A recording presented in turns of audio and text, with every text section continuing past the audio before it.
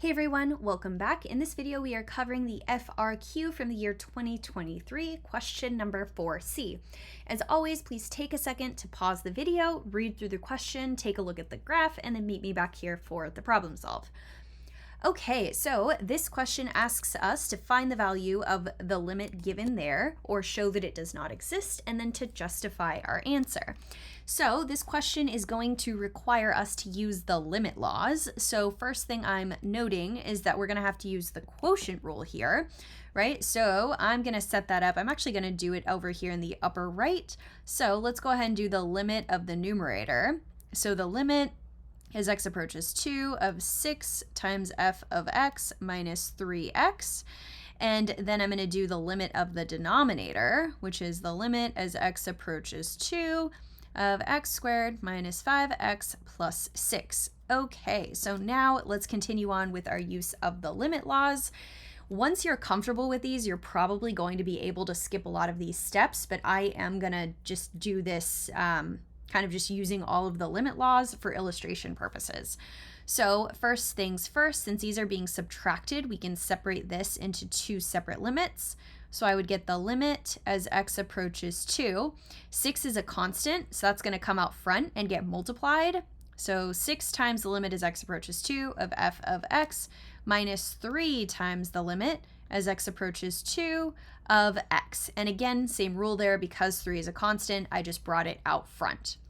So let's actually pause for a second and deal with this, and then we'll go ahead and work on our denominator. So first things first, here we can just use direct substitution, so this looks easy. Here, we're going to have to talk about this part just for a second, because we're asked to find the overall limit, right? The limit as x approaches 2 of f of x. All we know, or all we are given, is of course the graph of f prime, and we know that f of 2 equals 1.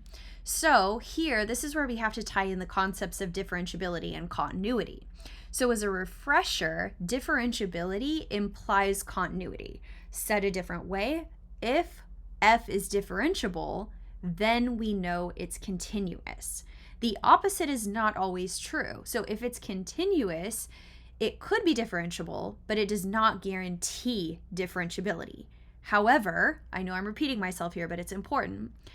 Differentiability does imply continuity. So because we have the graph of f prime and we can see the derivative exists here, in fact, it's 0, that tells us that the graph of f is continuous, or I should just say the function is continuous, when x equals 2.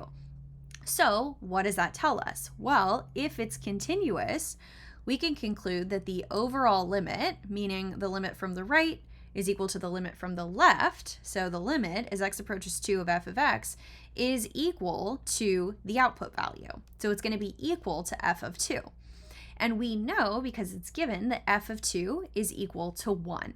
So now, going back to this limit problem here, this entire term is just going to be 1. So we're going to do 6 times 1 minus 3, and then here using direct substitution is just going to be 3 times 2. So let's go ahead and multiply that out. 6 times 1 is 6, minus 3 times 2 is also 6, so that's going to equal 0 for our numerator. Now let's go ahead and tackle our denominator here. Again, let's go ahead and separate this out. So we're going to get the limit of x squared as x approaches 2. Oops, that should be a minus 5 times the limit as x approaches 2 of x. Again, I just pulled my constant out front, and then plus 6. Now I'm going to go ahead and do direct substitution. 2 squared here is just 4, minus 5 times 2 plus 6. Let's go ahead and simplify that. I'm going to get 4 minus 10 is negative 6 plus 6, which is also equal to 0.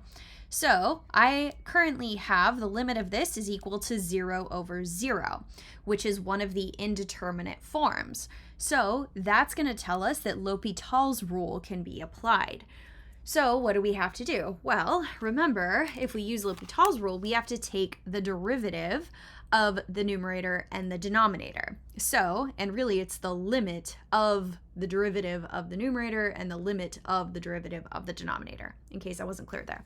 So let's go ahead and do that. So we're going to do the limit as x approaches 2 of, let's go ahead and take the derivative of the numerator. So that's going to be 6 times f prime of x. The derivative of negative 3x is just negative 3 over, now the derivative of x squared is 2x. The derivative of negative 5x is just negative 5. And then the derivative of 6 is just 0. Now let's go ahead and solve this. So in our numerator, our f prime of 2 is given here, which is 0. So here, this would be 6 times 0 minus 3 over 2 times 2 is 4. So 4 minus 5. So again, this whole term is going to be 0. Negative 3 is going to be the value of our numerator, and then 4 minus 5 is just negative 1. Simplifying further, that's going to be equal to 3. All right, thanks so much for watching, and I'll see you in the next one.